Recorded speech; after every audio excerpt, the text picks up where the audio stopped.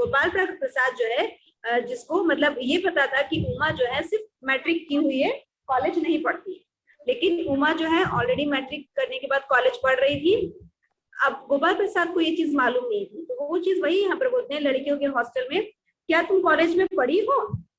रामस्वरूप चुप हो जाते हैं। रामस्वरूप जो लड़की के पिता है। उमा, जी हाँ मैं कॉलेज में पढ़ी हूँ, मैंने बीए पास किया है, कोई पाप नहीं किया, कोई चोरी नहीं की और न आपके पुत्र की तरफ ताक झांक कर कायरता दिखाई। उमा साफ शब्दों में कह देती है कि हाँ मैं कॉलेज में पढ़ी हूँ, मैंने बीए पास किया है, कोई गलत काम नहीं किया है और आपके पुत्र की तरह, आपके बेटे की तरह मैं यहाँ वहां ताक झांक करती नहीं दिखाई देती हूँ। मुझे अपनी इज्जत अपने मान का ख्याल तो है, लेकिन इनसे पूछिए कि किस तरह नौकरानी के पैरों पढ़कर अपना मुंह छिपाकर खाती। यहाँ पर वो इस तरह से बोलती है कि मुझे मतलब ये अपनी इज्जत के बारे में बहुत ख्याल है, लेकिन अपने बेटे से पूछी कि किस तरह वो नौकरानी के पैरों पे पड़कर उससे माफी मांगकर वहां से मुंह छिपाकर भागा था।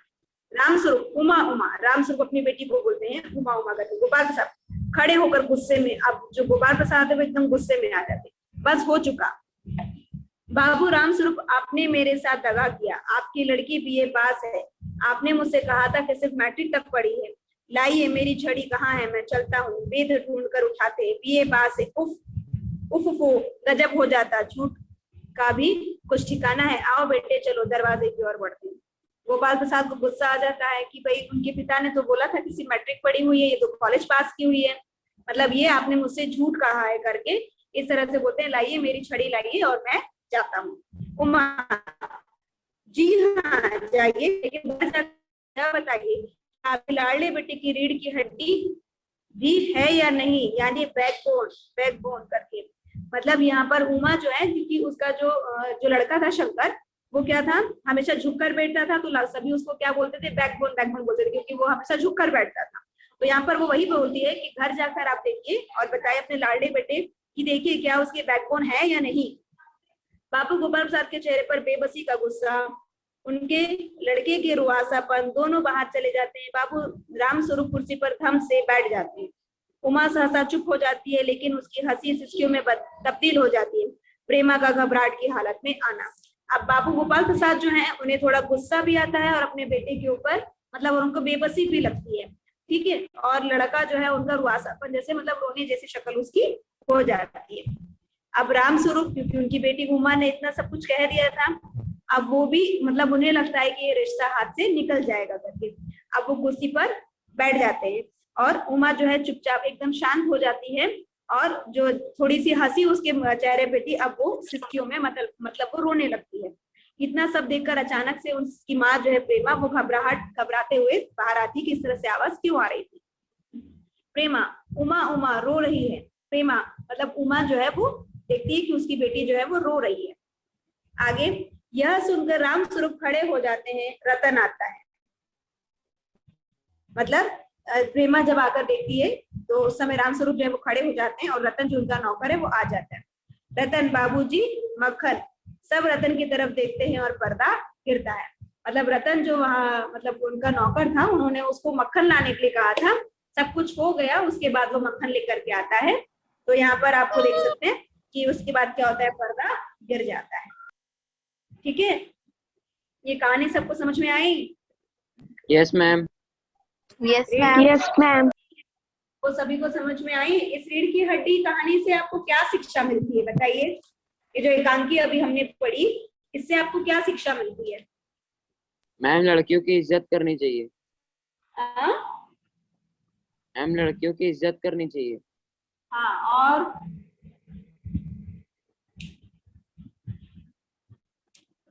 और कुछ?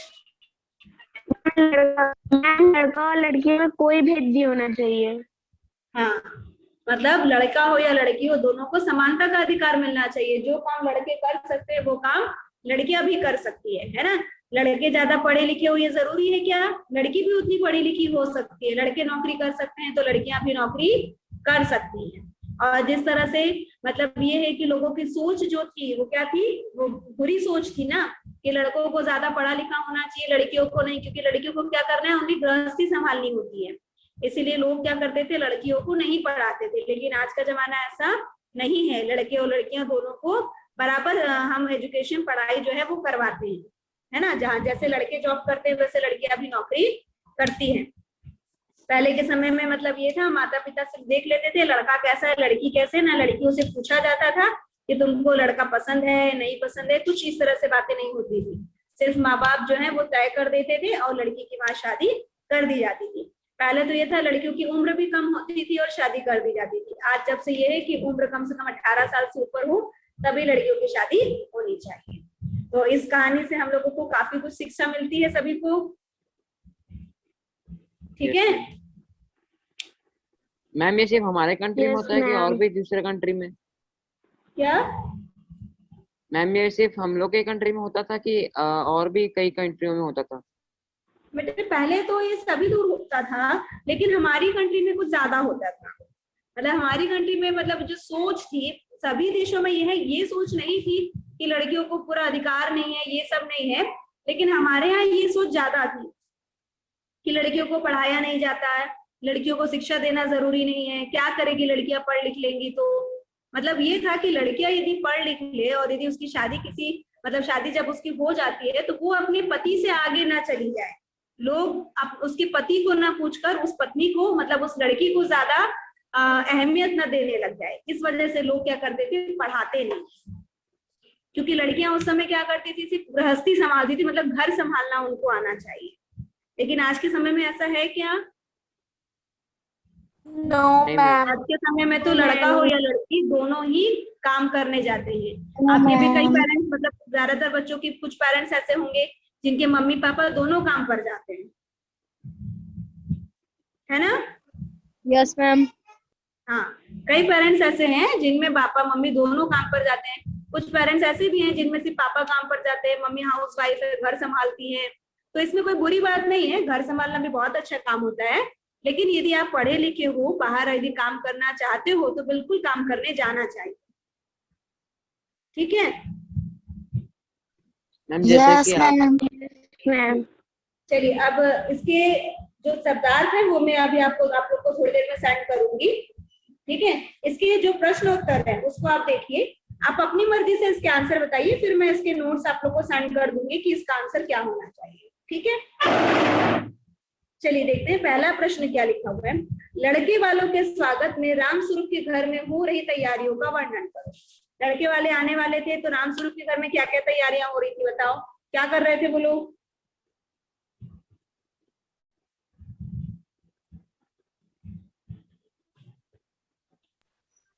मैम मैं कोई भी बोलूं? बताएगा? मैम मैं हाँ मैम मैं बताऊं? हाँ बताओ। मैम नाश्ता बन रहे थे, घर अच्छे से सजा रहे थे और लड़की को भी मना रहे थे कि वो अच्छे से तैयार हो जाए करके। हाँ, और मतलब यहाँ पर ये बोला घर में क्या क्या तैयारी हो रही थी, मतलब वो कमरे में क्या क्या तैयारी कर रहे थे। उन्होंने तख्त बिछाया, उसके बाद उस पर दरी वगैरह डाली, चादर वगैरह डाला, जो वाद्य यंत्र बजाने के लिए सितार था बाजा था उसको वो लेकर के आ रहे थे, कुर्सियां सही से लगा रहे थे, नाश्ते की तैयारी कर रहे थे, है ना। ये सारी तैयारी वो लोग कर रहे थे ना। Yes ma'am. अच्छा चलो अगला प्रश्न देखते हैं। अगले प्रश्न का उत्तर आप लोग जरूर बताइए। पुराने जमाने की लड़कियां और उमा के बीच में क्या अंतर था। बताओ पुराने जमाने की लड़कियां कैसी होती थी और अभी की लड़कियां, या फिर उमा की बात करें तो उमा, इन दोनों में क्या डिफरेंस आपको दिखता है। मैम पुराने जमाने की लड़कियां कुछ नहीं बोलती थी और उमा ने मैम जस्टिस के लिए लड़ा। हाँ, अपने हक के लिए उसने लड़ाई लड़ी और उसने सही बोला, झूठ पर अपना जो है काम हासिल नहीं किया। वो पढ़ी लिखी थी लेकिन उनके पिता ने क्या बताया था कि मैट्रिक पास है, लेकिन वो बीए पास थी, तो उसने जो भी बातें थी वो सच बोली। पहले की लड़कियां क्या थी, जवाब नहीं देती थी और ना ही कुछ बोलती थी, है ना। और पहले की लड़कियां शिक्षित होती थी क्या, नहीं। और नो अभी मैम। की लड़कियां नो मैम। वो शिक्षित होती थी, ठीक है। और कोई बताएगा।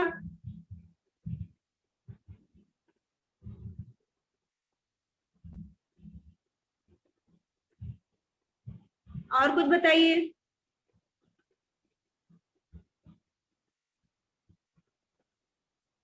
और कोई कुछ बताएगा? नहीं पता? एक चीज और ध्यान देंगे इसके अंदर, देखिए उमा ने जब देखा उस लड़के की तरफ, जब उसकी नजर गई तब उसने उस लड़के को पहचान लिया कि इस लड़के का चरित्र जो है वो अच्छा नहीं है। उसको हॉस्टल से भगाया गया था ना, वो नौकरानी के पैरों पे पड़कर माफी मांगकर उससे भगाया गया था, तो क्या उस लड़के का चरित्र अच्छा था? आपको मेरी वॉइस आ रही है? नो मैम, नहीं था। मैम नहीं था। हाँ, वो लड़के का चरित्र अच्छा नहीं था, तो उमा वहां पर साफ मना कर देती है ना, बोल देती है कि आप अपने लड़के से पूछिए कि वो गर्ल्स हॉस्टल के आसपास क्यों घूम रहा था और उसे नौकरानी के पैरों को पड़कर क्यों भागना पड़ा। मतलब क्या है कि उसका चरित्र अच्छा नहीं था, तो उमा ने उसे क्या किया, अस्वीकार कर दिया। वो उससे शादी नहीं करना चाहती थी क्योंकि उसका चरित्र अच्छा नहीं था। पहले के जमाने में लड़कियों को बोलने का अधिकार ही नहीं होता था।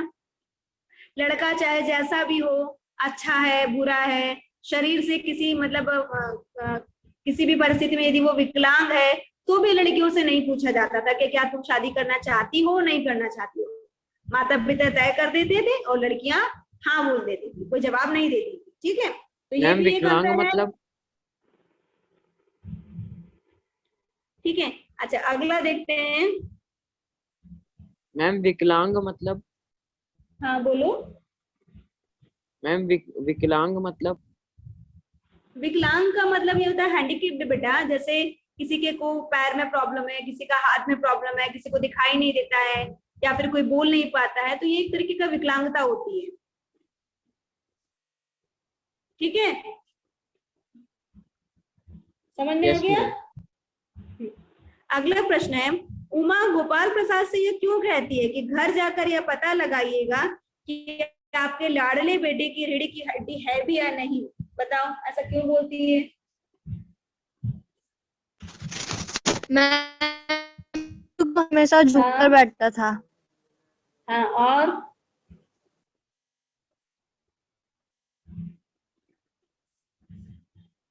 वो झुककर बैठता था वो सही है, क्योंकि वो क्या था, शारीरिक रूप से विकलांग था, क्योंकि वो हर समय क्या होता था, पूरे टाइम झुककर ही बैठता था, तो उसकी रीढ़ की हड्डी क्या हो गई थी, झुक गई थी, जो एक तरीके का विकलांगता बताती है।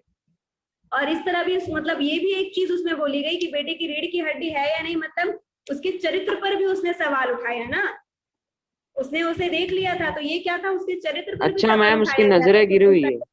ठीक नहीं था, इसीलिए बोला गया था उसमें कि आपके बेटे की रीढ़ की हड्डी है भी या नहीं, मतलब उसका चरित्र अच्छा है या नहीं है, वो भी आप देखिए। ठीक है, समझ में आया? Yes ma'am.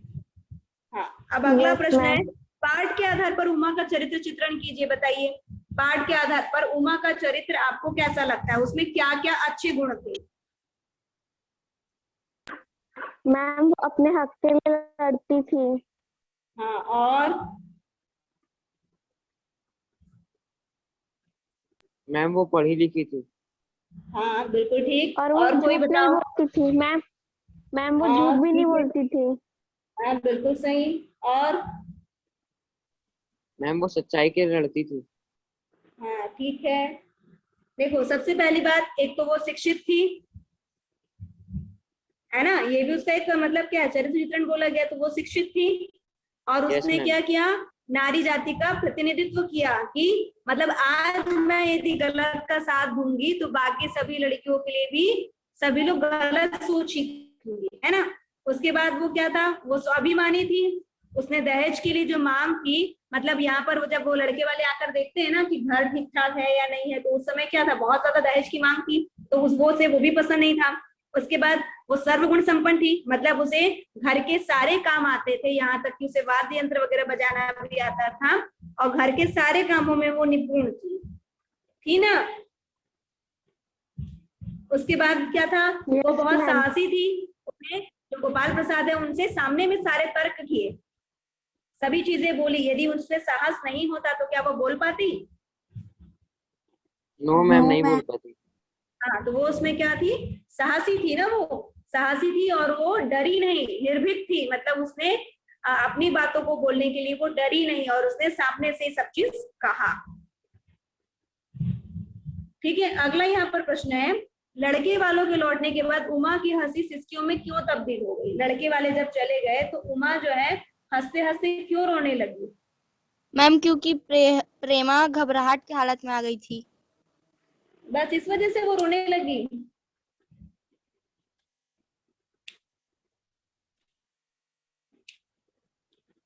देखो उमा जब वो हंस रही थी, मतलब हंसी उसको आई थी, क्यों आई थी? क्योंकि उसने सही का साथ दिया था, जो सही था वो उसने सामने वाले को बता दिया था। वो जिस तरह से उसके साथ व्यवहार कर रहे थे वो उसे पसंद नहीं आया, ठीक है। तो वो सब चीज तो उसको अच्छी लगी, लेकिन जब उसने देखा कि ये सब देखकर उसके पिता जो है वो अचानक से खड़े हो रहते रहते कुर्सी पर आकर बैठ जाते हैं, तो उसको अपने पिता के लिए बुरा लगा कि मेरे पिता मेरी शादी जल्दी करवाना चाहते थे और मैंने इस तरह का व्यवहार उनके साथ किया है। तो इस वजह से उसके पिता को की तरफ जब उसने देखा तो उसके पिता क्या हो गए थे? दुखी हो गए। और मतलब जिस तरह से मतलब ये बात थी, वो बातें जो लड़का और लड़के के पिता थे, आज के जमाने में क्या होता है, हम लोग बोलते कुछ और हैं लेकिन लोग उसका कुछ और मतलब निकालते हैं और सामने वाले को कुछ और ही बता देते हैं। इन सब चीजों में गलती किसकी थी? लड़के की और लड़के के पिता की। लेकिन लोग क्या करते कि आपने वहां रिश्ता क्यों नहीं किया, ये नहीं बताएंगे कि मेरे लड़के में ये बुराइयां थी, वो ये बताएंगे कि उस लड़की में क्या बुराइयां थी। जबकि उमा जो है वो पूरी तरह से सही बोल रही थी, उसमें कोई भी अवगुण नहीं था, हर चीज उसमें सही थी, लेकिन बुराई किसमें थी? लड़के में थी। तो लोग क्या करते हैं, अपनी बुराई को छुपाते हैं और दूसरों की बुराइयों को बताते हैं, जो कि उसकी अच्छाइयां हैं उसको बुराई में बदलकर बता देते हैं। तो इस तरह से जब ऐसा रहता तो उसकी शादी करने में उसके पिता को बहुत ज्यादा तकलीफ होती। ये सब देखते हुए उसको, ये सब उसने जब सोचा तो उसको उसकी जो हंसी है वो उसकी सिसकियों में बदल गई। समझ में आया? Yes ma'am. Yes ma'am.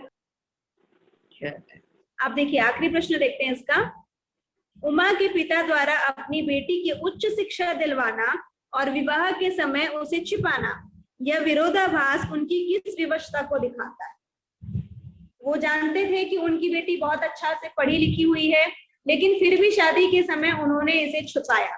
उन्होंने क्या बताया? वो तो बीए पास थी, कॉलेज कर रही थी, लेकिन यहाँ पर उन्होंने सिर्फ क्या बताया कि मेरी बेटी जो है सिर्फ मैट्रिक पास है, कॉलेज उसने नहीं पढ़ा।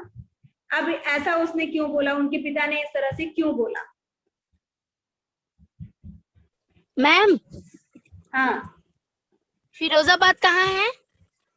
फिरोजाबाद कहाँ से आ गया इसके अंदर?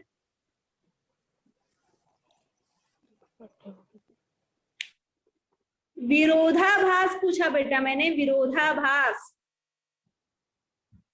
मतलब ये है, एक तरफ जो उमा के पिता है उन्होंने अपनी बेटी को पढ़ाया लिखाया, दूसरे तरफ उन्होंने शादी के समय उसको कम पढ़ा लिखा बताया।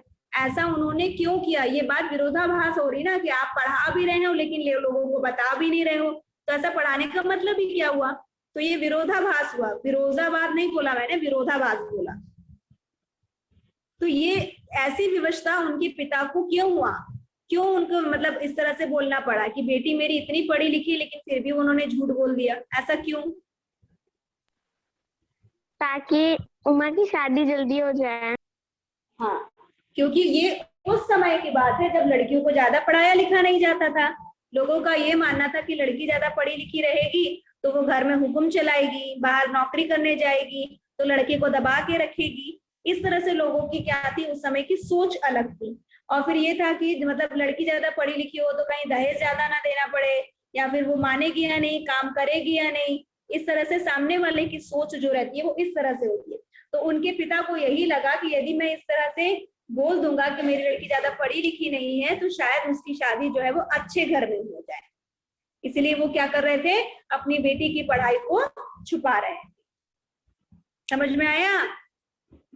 Yes ma'am. ठीक है, समझ तो में आ गया। इस पाठ के जो शब्दार्थ हैं वो और इसका जो अभ्यास कार्य के प्रश्न जो है, प्रश्न नंबर 1 से 6 तक के, इसके प्रश्नों के उत्तर मैं आप लोग को अभी सेंड कर रही हूँ व्हाट्सएप पर। आप लोग इसे अपनी कॉपी में नोट कर लीजिए, ठीक है?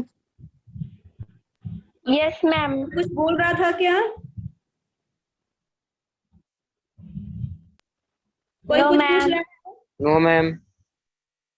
हाँ वही मुझे ऐसा लगा कि शायद कोई कुछ डाउट पूछ रहा था। कोई डाउट नहीं है ना? No ma'am. नो ठीक है, मैम। मैं note जो है आपको व्हाट्सएप पे सेंड कर रही हूँ, आप लोग देख लीजिए। Have a nice day Okay. Ma'am. Okay thank you ma'am. ठीक है, बाय। Bye ma'am.